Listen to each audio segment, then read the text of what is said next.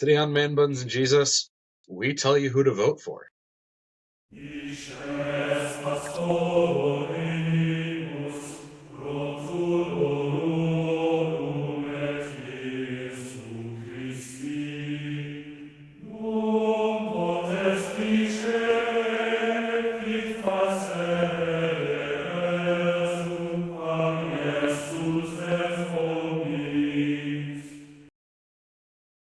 For some of our listeners, that was the longest 23 seconds of their lives. As they wait to hear who they should vote for. Oh, yeah. Or wait to Or see how we're going to back this up. What audacity we have to make a claim like that. Ladies and gentlemen, this is Man Buns and Jesus. I'm Josh Laborious. I'm one of your hosts. I'm a pastor out in Southern California, joined as always by my magnificent co-host, Benjamin Olschlager from Lake Orion, Michigan. And it is, if you're listening to this on the day it was released, it is election day in the United States, and it's a presidential election year with all of the different train wrecks that come with that. So we figured it would be appropriate to do an episode like this and actually genuinely dive into a little bit maybe who you should vote for, which isn't a full explanation of what we're doing. Ben, maybe you can flesh it out a little bit for us. We're not actually going to tell you who to vote for. We've already lied in our podcast, and this is, 2 minutes in? But a little background on this. Growing up, I heard a number of these. Josh, I'm guessing you heard a number of these. Around Election Day every year, there seemed to be some kind of sermon or even sometimes a sermon series on things that were relevant in the election cycle we were in that could or should sway the Christian voter. Right? I almost never heard them done well, so I've avoided them completely. I actually don't think I recall ever hearing them growing up. Well, I shouldn't say avoided them completely. I don't remember election topics ever featuring heavily in the preaching at the churches we were at. The big ones that I remember growing up in Minnesota, there was a vote on gay marriage in 2012. It was the same year as one of the presidential elections, and it was one of the few times I ever walked out of church feeling like, I don't know that was a good sermon. And honestly, I think a big part of why it was not a good sermon when I heard it was just the pastor seemed really nervous about giving it. And I felt kind of the same way. It was last year or 2 years ago. We had a ballot measure here in the state of Michigan about abortion. And we did an episode about that, by the way. For those of you who are maybe newer listeners, you can go back. It was either the next week or a couple weeks after Roe v. Wade was overturned, or whatever the legal term is for that. We did do an episode on it. I think it's even titled Roe v. Wade, so you can probably go check that out and listen to that. Yeah, but it's so hard in a single sermon to unpack all of the theological and ethical pieces behind a complex topic like that to where you can really speak to it in a kind and loving way. Because I feel like if I wanted to, I could do a 2-hour, not lecture, but a 2-hour conversation on some of these topics. And we don't give ourselves the ability to actually do that effectively. Anyway. Well, before we jump on, I want to make a couple comments because we might be in a similar place on this. And for those of you who are listening, this is a little bit of a tangent because we weren't kidding. We are going to talk kind of about a Christian approach to voting for candidates. That is coming. Don't tune out if that's what you're sticking around for. That's coming. We promise. Yeah.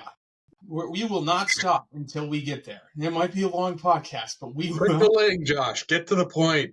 Okay. Here is the reality.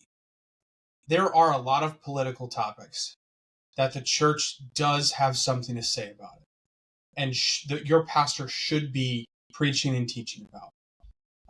Homosexuality, that is an example. Abortion, that is an example. Care for the marginalized, that's an example. Immigration, an example. Now, here's the thing with a handful of these issues, and I think Ben and I share some of this in our approach to preaching.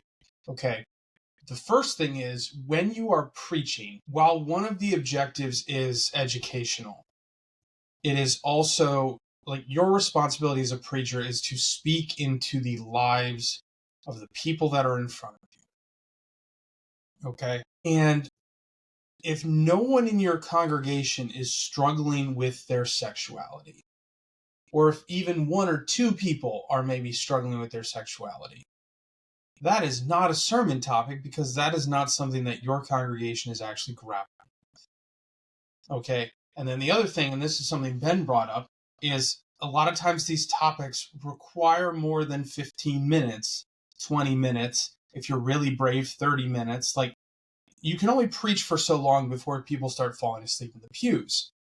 And some of these topics require more time than that and more attention than that.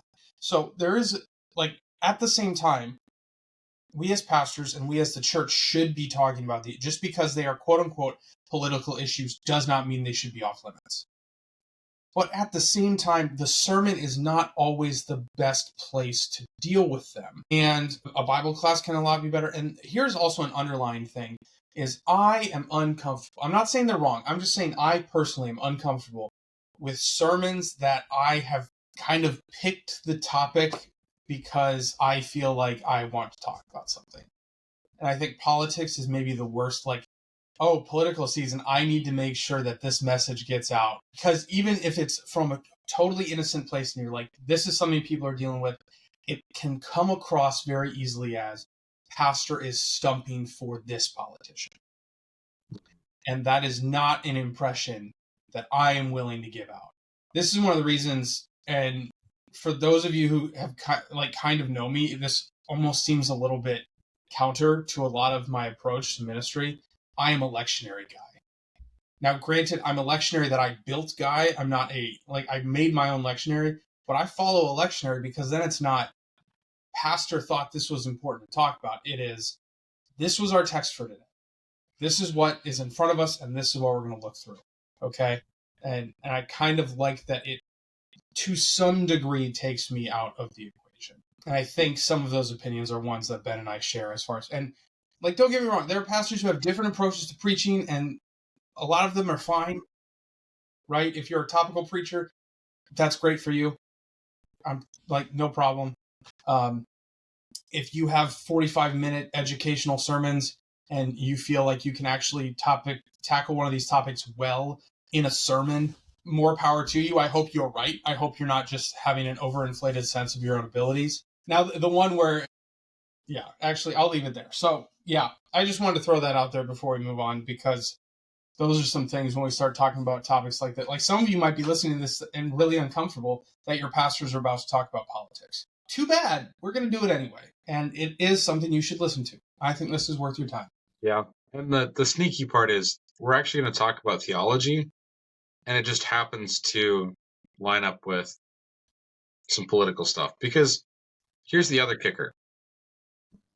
Politics, along with religious worldview, are like the two places where you're going to see the most comprehensive, like, answers for everything. In the Christian world, in the Christian faith, we understand our world to be a world created by God for his people, and he is the solution to the world's problems, right? He is the God who created it all. He knows how to fix it. The other big worldview that tends to offer a solution to everything is politics.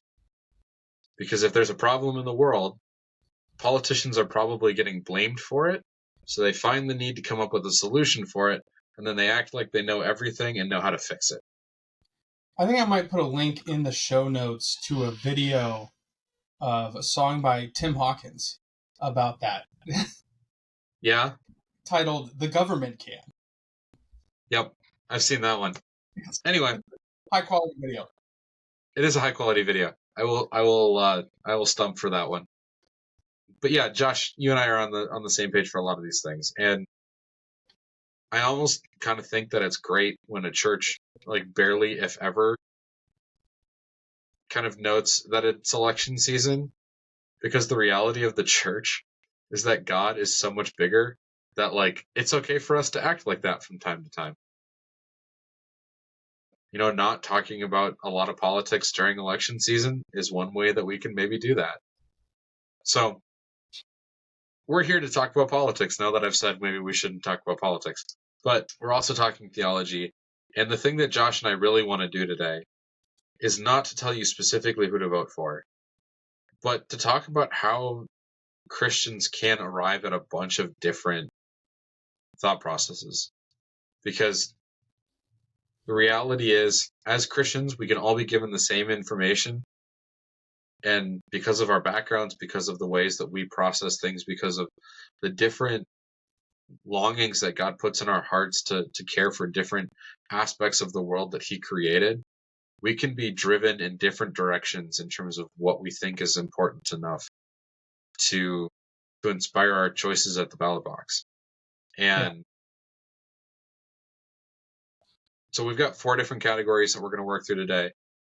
But I think the first 2 that we should probably do, because we live in a democracy that's basically a binary, That's for all more or intents less, and purposes, at least at the more national and regional level. Locally, you'll get more independent candidates. But first, we want to talk about like what could be a Christian case for voting for a Republican and voting for a Democrat. Yeah. And I think it's really important that we're clear for you guys. There are 2 reasons we're doing this. The first is, and we did an episode a little bit ago about the idolatry of government. And if you go back a little bit further in season 6, which is the season we're in right now, you can listen to that episode. But this is kind of trying to pull back a little bit on that, because what we are trying to encourage you here is to think first and foremost about your faith, your allegiance to God and the things of God, and to make your political decisions based on that, not to try and make your political decisions and then try to backfill with justification. Okay, so we're trying to shift the thought process a little bit. And then the other reason we're doing this is so that you can look at people who disagree with you politically with hopefully a little more empathy, saying, hey, this is still someone who Christ died for, and this is still someone who could be a very faithful Christian who just is looking at things a little differently. So those are kind of our objectives here. Okay. So with that being said, one other like asterisk we can put on all of this, and I'm stealing this from another podcast called The Holy Post, but one of their hosts, I think, put this pretty well. There is no world and there is no candidate that will ever perfectly encapsulate Christian views on all topics, and especially the way that you specifically break down the Christian worldview on all topics. I think far too often we get caught up in saying like, well, they align on these couple of topics, so they must be good on the rest of these. And that doesn't have to be true. You can find the things that are most important in your heart, in your faith, and in your life, the things that you think God is drawing you to really emphasize in your voting strategy and the way that you voice things. But that may not be the same for somebody else that you know and love and respect that is a part of your congregation. So, okay, all the caveats out of the way. Josh, blue or red? I think we start with, and here I'm going to give you the reason too, so no one gets uppity about it. We're going to start with blue because we're going in alphabetical order, and blue comes before red, and Democrat comes before Republican in alphabetical order. So we'll start there. I'm good with that. So, Josh, I guess off the top of your head, what would be the top reason that you would perhaps consider voting for a Democratic candidate. I think, and this is as I look at the parties, and admittedly, for both of these, we're probably being a little idealistic about the We are principles trying that, to Eighth Commandment the heck out of this podcast, yeah, explaining we're everything in the kindest possible way. we're looking at both parties with the idealistic principles that they espouse, not necessarily how those are then implemented. Okay. Our glasses are so rose-colored, they're basically blackout. Yeah. Does that make us the blind leading the? Never mind. It's not important. So I think when I look at kind of what the Democratic Party tends to push in their platform and publicize the most in their platform, and also the reasoning I've heard from friends who support Democratic candidates, it tends to be that the Democrats are very strong for when you talk about care for the marginalized and trying to protect the marginalized. So when you think of, well, who's kind of advocating for asylum seekers, who is advocating for people who are trying to come to this country to find a better life, who is advocating for the homeless and the mentally ill and things like that. A lot of times, at least the public perception frequently is this is something that the Democratic Party does very strongly. So if you are a Christian and you are really concerned with with upholding the marginalized, protecting the marginalized, that priority is probably going to encourage you, I guess, predispose you to voting more Democratic, because that is something that they trot out a lot. That is a very vocal priority for that party, right? What about you, Ben? What do you think I is? think, I mean, I think you hit the big one on the head. The care for the marginalized and the care for those who often have needs. I mean, that goes into the democratic ideals on things like you talked about with immigration and welfare, and I had another one, healthcare, things like that. They all kind of play into the way that they tend to write their policy. The other big one that I think the Democratic Party does really well from a Christian perspective is encouraging care for creation. There's a big emphasis in the Democratic Party on environmentalism, and you can disagree with their methods, but it is a big part of what they do, and like what they want to see happen in the world. Publicized. Yeah, you say you can disagree with their methods, and I'm like, they disagree with their methods.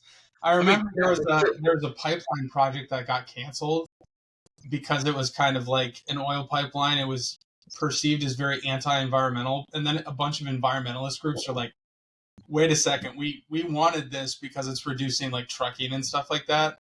So even like, and this is true of all the parties in house, even if they share the same priorities, there is always going to be some disagreement about how do we go after these, right?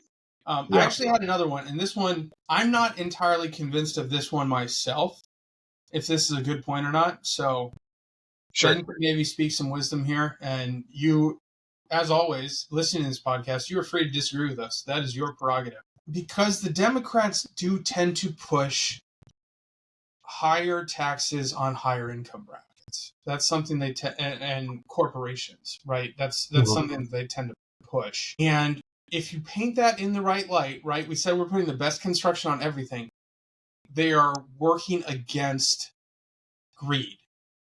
So Yeah, they're trying to pull back a little bit on our society's predilection for I'm gonna fill my barns. I'm gonna build more barns so I can fill them too, and that kind of that the greed. That's what I mean. That's what it is in a lot of yeah. cases. And And they're trying to another way to frame that is that in kind of again in the ideal sense, they're looking at things more bottom up, like how does this impact the people first, and then worrying about like the economics and stuff of that decision later, but the primary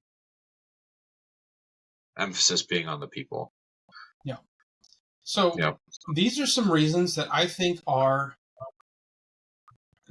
justifiable reasons that you can say, you know what, I'm a Christian. I'm concerned with my faith when I'm going to vote, and because of that, this is the direction I'm going. Now you can do it, like, as you're listening, you might disagree with that. That's fine. But understand that you have brothers and sisters in Christ who they might look at the election, they might see these issues as the most important ones, and that's what's driving them to vote the way they do. So a little bit of understanding there, a little bit of empathy there, hopefully. Anything else on the good old donkey party? Nope. Should we go to the elephants? Yeah, we'll talk about It's the even elephant. alphabetical for those. It's even alphabetical for mascots.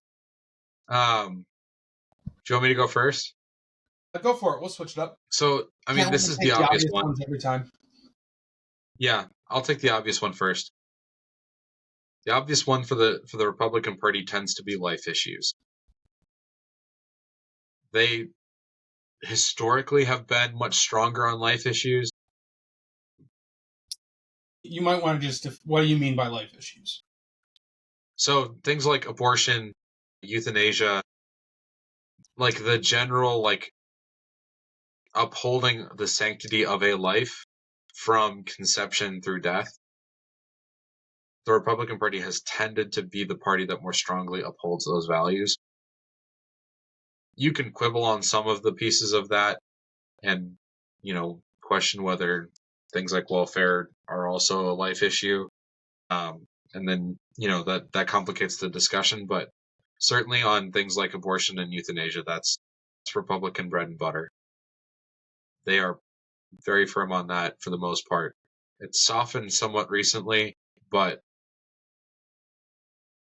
it's one of those things that, like, disappointingly so, I'll say, from a theological perspective. Both on abortion and homosexuality, these are issues that Republicans have traditionally been very in line with Christianity on, but more recently, they've softened their stances on those. And as like Christians and pastors, we're like, wait, hold on, that was the important thing. Yeah, but I mean, especially at the more local level, you will still find a lot of Republicans that prioritize those things. So, and I think that's the big one. Yeah, well, and I want to expand on, like, almost generalize that a little bit, because if you're looking at biblically, it says, okay, let's look biblically. What is the purpose of government? Well, the purpose of government is to protect the weak. And we're like, well, that's what you were talking about for the Democrats. Sure. But the other part is to uphold justice. The government is given the sword. And this would be waging just wars. This would be the upholding of laws, the punishment of crime. And so if you're looking at that and you're looking at those elements of what the Bible calls government to be, the Republican Party tends to be much stronger on, we would like to enforce laws. We would like to support police. We're going to actually, uphold the immigration laws that we have on the books, for example. Like, these are things that the Republicans run on. And if you're a Christian and you're looking and you're saying, well, the Bible wants the government to uphold justice and uphold the rule of law, then that's probably gonna lead you more in a Republican direction, because the Republicans are much stronger on, we have rules, we're going to enforce those rules, right? So, and that kind of plays into a lot of the life issues that Ben mentioned at first, because at your core of a lot of those life issues, what you boil it down to is you are preventing murder. Because the Bible doesn't make a whole lot of distinction between, like, if you are causing death outside of a just war, the Bible would call it murder. And that's why I say it's almost a generalization of what you said, Ben, because Republicans are big on rule of law.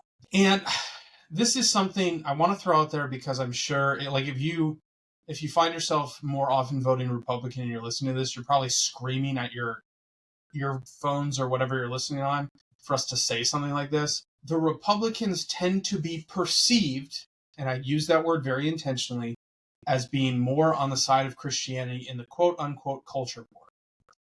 And I think that is true to a very small degree. If you're looking comparatively, I'll say sure.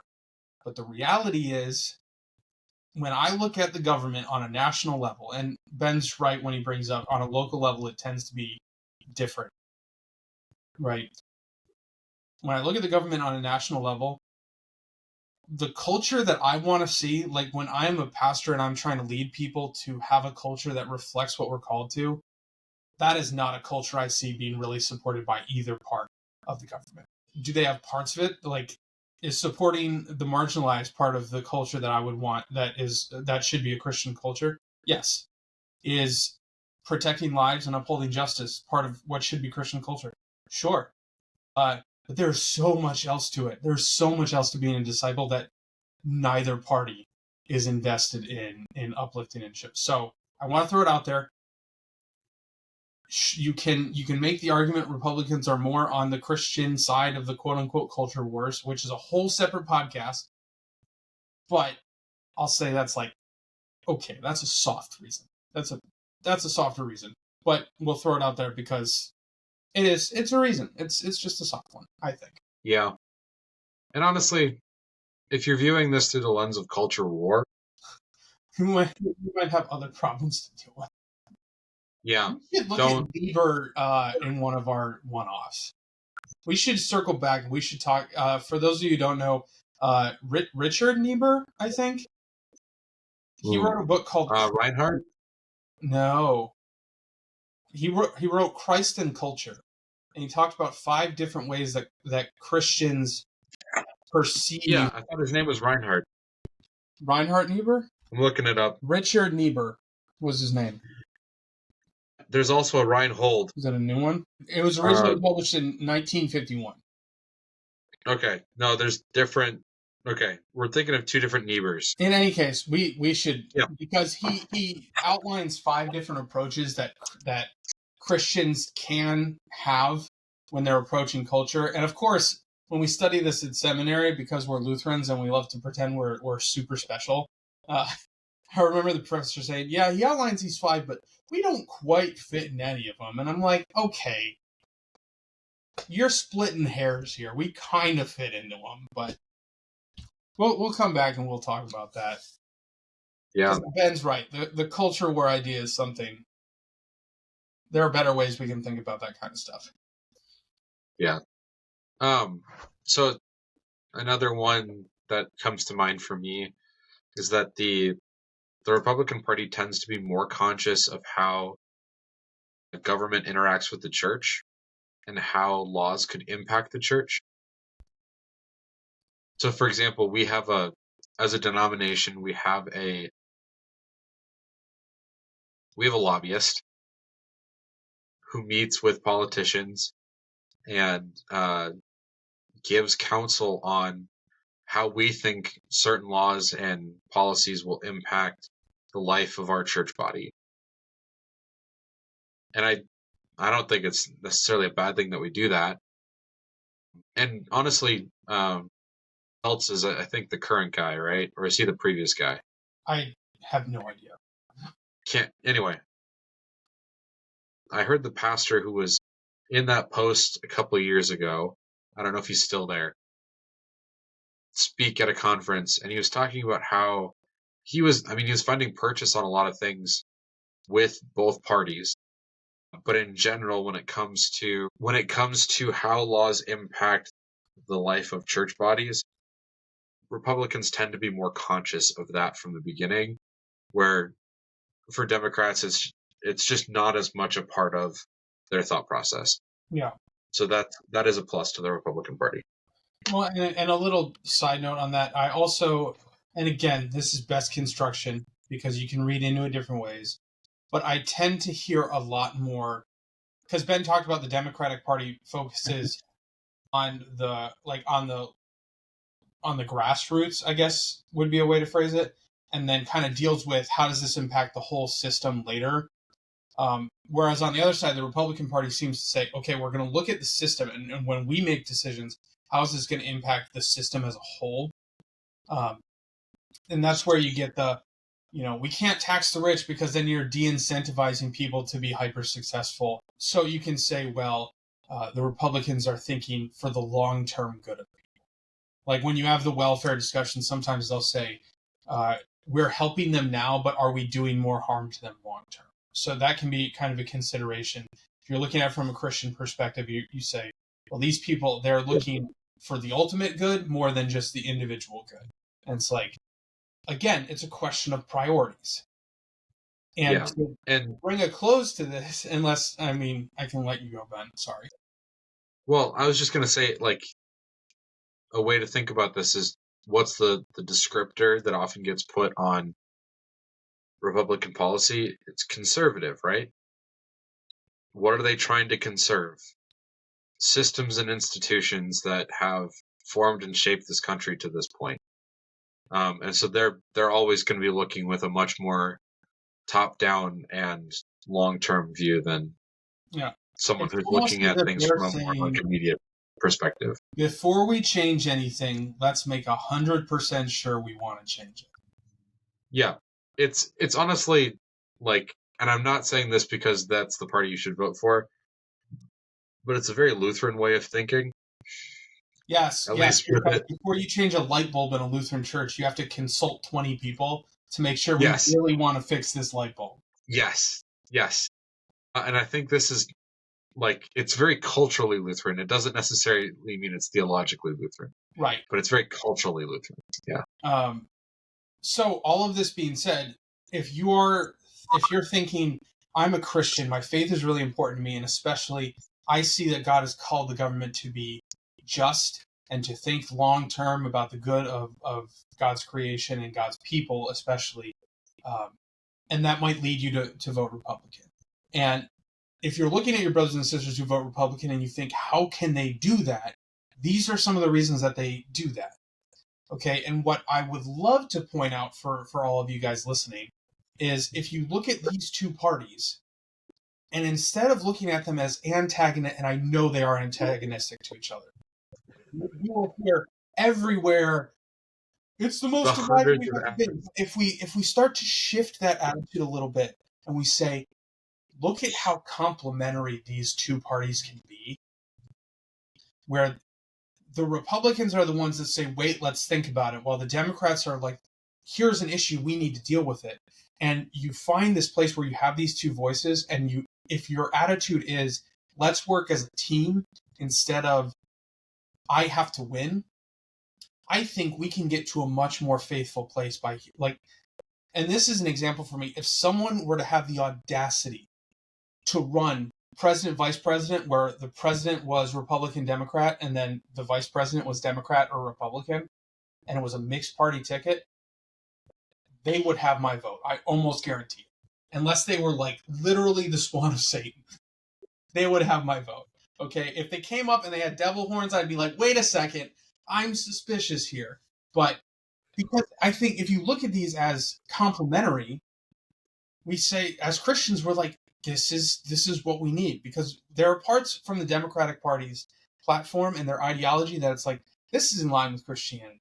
And there are parts from the Republican Party that's like, this is in line with Christianity. So if we cherry pick the best parts of both, we can get to I think a more faithful place as a whole. And it unfortunately reminds me of a South Park episode where they're arguing about the war in Iraq. And Cartman goes back in time to talk with the founding fathers, and he said, because it's, and then he comes back, and the lesson that Cartman learned was that the strength of America is we can go to war while simultaneously saying we don't want to go to war because of the way we've set up our government. And he says, it gives us this chance to have our cake and to eat it too. And I mean, it is what it is. They're right sometimes. So, yeah. But we're not done. There are more than two parties, at least literally, maybe not practically, but there are more than two parties. And we're not going to, we have two more little segments here. So lead us. Sure. So the third section that we want to do here is what might compel someone to vote third party. And I think, so this one is, I'll honestly admit, this is often where my heart lands, and it's a matter of conscience. It's how you think about what your vote is being used for. Like, do you want to vote in such a way that it's like, do you want to vote for one of the candidates that's most likely to win? Or do you want to vote for a candidate that most closely kind of espouses the things that you actually want to see happen in the world? Write-in vote for Benjamin Olschlager. I mean, I wouldn't hate it. My campaign is not, actually, I'm not 35 yet, so you can't elect me for anything. I can't even run for U.S. Senate yet. The place that my conscience ultimately ends up coming to a lot of times is like, I could vote for one of these two people that, like Josh said earlier, I can cherry pick some things that I like from either of the two big parties, but there's not one that I love. But I can find third party candidates that often espouse a lot more things that I agree with, kind of up and down the list than the couple of options that might be in front of me otherwise. And sometimes there is a Republican or a Democratic candidate that I like. I keep making the joke to people who I'm talking to about this that I hope that there's like hand recounts my precinct, because I just want to know that somebody looked at my ballot, saw me voting for somewhere between 3 and 5 parties, if not more, depending on how many are on the ticket and how many I actually voted for, and just the wave of confusion that would likely cause. But I just want to see their facial reaction more than anything. But the big thing is just like, I want to pick the candidate that I think actually best represents me. I don't care if I win or not. Like, I want to pick, or I want to voice the things that are on my heart, and that's how I often choose to do it. Yeah. Well, and if we're looking for Christian reason to kind of distill what Ben is voicing here. If you say, well, what would lead a Christian to vote independent? I think, and this isn't to knock the things that independents actually support, but I think most often it is because you look at the two major candidates and say, I can't stomach that. I'm not even that far. I'm usually more along the lines of like, if I can't agree with the majority of the person's platform, I'm not willing to vote for them. And it's not so much a stomaching thing as much as it is like I know I can find someone that I like more. Yeah. For the And record, we have... to me, that just feels like a more honest way to voice my opinion. So, like, for me, it's an honesty thing. Yeah, so we have this election season, 2024, there are 4, at least according to this article from the New York Times, there are 4 independent third-party candidates. What's interesting, one is a pastor and one is a professor at a theological seminary, so that's interesting. So you have Cornel West, who Okay. doesn't seem to have any party affiliation. I think he tried to run with, what was it, the Workers' Party or something? He initially said he would run with the People's Party, and then Okay. he switched to run as an independent. He's a professor at an Ivy League school, and he's run a couple of times in the past. He's like that bottom-up approach we talked about with the Democrats. He's that to the extreme. Yeah. And you have Jill Stein, who is Green Party. Yep. So environmental concerns are at the top there. Chase Oliver, who is left-leaning libertarian. And then you have Claudia de la Cruz, who is the socialist candidate. And those, I think in some states, RFK is also still on the ballot. I think I heard that. In Michigan, he still is as well. Yeah. But so, and then there are also, in certain states, there's other smaller parties that have people on the ballot. So, like, check your local ballot, see if there's somebody that you agree with more, and if that's where your conscience encourages you to go, follow it. God gave you that for a reason. So, the independent part, to kind of sum up, Christians might be led to vote for the independent party because they feel it more fully and faithfully represents their values, and it is, admittedly, it is kind of an idealistic vote. Because the reality is, the third party candidate is Chances are they're not going to probably win. not going to win. I would be interested to see, a few decades from now, if that's a shift, because more young people I know tend to say, I'm sick of the big guys. So I wonder, does that ever become an actual majority of the population? I don't know. We're not fortune tellers here, but we do have one more group that we would like to discuss, and that is what might lead a Christian to abstain from voting entirely. And I'll admit, I think it was two cycles ago. No, maybe it wasn't. I've known people who have abstained from voting because it's what I mentioned earlier. They said, I can't, in good conscience, support any of these candidates. And I get it. Like, I don't think I have too much more to say, except for I have a little bit of pushback in that we are called to be, like, this is part of Christianity. We're called to be good citizens, to work for the good of the cities that we are in. And part of that is doing our best to contribute to the governing process, which in America, that means voting. I understand the principles behind it. I do. I get it. But this is one I do want to push back a little bit, because we're called to be good citizens. And so there's a little bit of that. Push back on your pushback. Fair enough. Hold on. I want to specify, especially if you are if you're in a place where on your ballot it includes specific propositions. So we're no longer talking about people. We're talking about propositions. Like, we would like to legalize this, or we would like to make this illegal. Like, those are almost always something that our faith has something to say about, and because it's a yes or no binary, there is a good, faithful option. It's not like yes or extra yes. It's yes or no, or yes or no or extra no. Like, whatever the thing is, like, there is an option that is aligned. So especially if stuff like that is on the ballot, it's like, your faith does have something to say about this. Like, there is a choice for you. Maybe you're leaving half your ballot blank, but especially when it comes to those propositions, it's like, yeah, it's worth your contribution. It is. Yeah. And I think, so a couple things. One, abstaining from a vote doesn't necessarily mean you just skip the whole process entirely. Like, you might just be abstaining from certain elections, and that's fine. Like, if it's an ethical quandary to you that people have to garner popular support in order to make themselves a judge, which is a thing that happens in this country that I think is kind of silly, then sure, abstain from that election, because maybe it goes against your principles. But like, more than that, I think abstaining from an election can also be a healthy thing for someone to do if politics has become too much of an idol.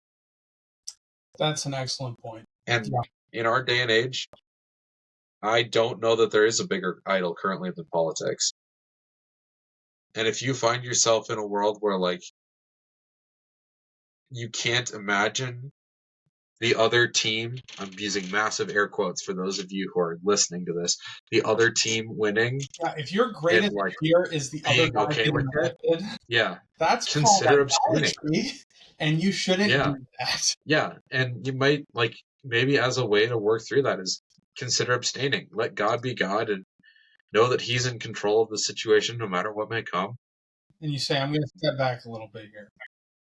Yeah. So, like, I think there's some of that. I know people that are kind of fed up with the process and, like, the things that it does to them emotionally and mentally. And they abstain for those reasons. I don't blame them for that. And yeah, it doesn't, like I said earlier, it doesn't necessarily mean abstaining from the whole ballot, but perhaps abstaining from certain races if there's not a candidate that, like Josh said, you can stomach. I think those things are okay. As long as you have a good, faithful reason for doing what you're doing, I think as long as you're voicing God's truth in the way that you're acting, yeah, go for it. Or Yeah. don't go for it in this case. Or don't. Yeah. Like, again, the whole point of this discussion is not, we're going This to is tell not you a who to vote for you. prescriptive discussion. Yeah. This This is is a, here are things to think about discussion. yeah. And I hope that we've opened your mind to some things today. To consider, like, what your neighbors, your friends, your family members might be thinking about as they're headed to the polls. Or perhaps even your pastors are thinking about as they're headed to the polls. In fact, if you're in our congregations, you now know pretty much Exactly what your pastors are thinking about. Minus, there were probably some more flippant comments that we didn't record that we would make if you were actually just sitting at a bar with us. There were probably some more smart aleck things we would say that we don't record on the podcast. Yeah. Yeah. But now you know. This is how we process these things, and I think this is a healthy way for us to kind of advance these discussions because, the church globally, universally, within the states and around the world does not belong to a single party, especially around the world because the Democratic and Republican parties don't exist outside the United States. So don't pin your hopes to a single party. It's a pretty small worldview, in my opinion, and it's not going to save you. Only Jesus does that. That your hope should be in Jesus. Yeah. So approach these conversations with kindness and care, and hopefully this can give you some places to start good, fruitful conversations with your neighbors about politics. Ready for takeaways? Yes. Yeah. I'm going to go ahead and start. My takeaway is this. When you're thinking about politics, start in Scripture. Start with your faith. And think about, what does my faith have to say about these decisions I'm making? Because, and this is true about all decisions in life. We should start with, what is God's calling? What is God's calling on my life? And then we go from there. So that's my takeaway is, make sure you're starting in the right place. What about you, Ben? Can I do two? I suppose. This is our show. Who's gonna? They can't make. I don't know. I figured you might just cut me off. So the first one and the broader one is spend a lot of time in prayer this election season and every election season. And just all the time. And just all the time. But as you're considering who to vote for, pray on it. Maybe before you cast your ballot, offer up a quick prayer and ask God for wisdom and guidance. Yeah, do it. But then my second one, remember the 8th commandment. Let's do what we can to uplift and support and care for our neighbors and explain everything in the kindest way.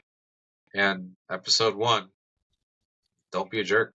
That's even been remastered, so you can go back. You can go back and listen. Season 1. I'm pretty sure there's like an episode or a reference in that episode to cat feces. I'm fairly certain you are correct. Yeah. So we've grown up so much. I've only grown out, Josh. No, I think I'm probably lighter now than I was when we recorded that episode. In any case, it is our prayer for you that this election season is as stress-free as possible. We hope that, especially if you're listening to this on election night, that you go to sleep at a reasonable hour, don't feel the need to stay up and watch results roll in, and that you go to sleep at peace because you know God has things in control. So that's our prayer for you, whoever you are that might be listening to this. God's got this. It's not worth losing sleep about. Okay? So with that, brothers and sisters, go in peace. Serve the Lord. Thanks be to God.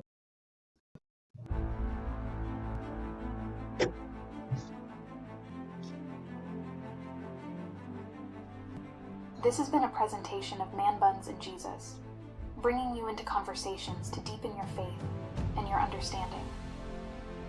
If you have any comments or questions, feel free to reach out in the comments on Spotify or YouTube, or message us on our Facebook page.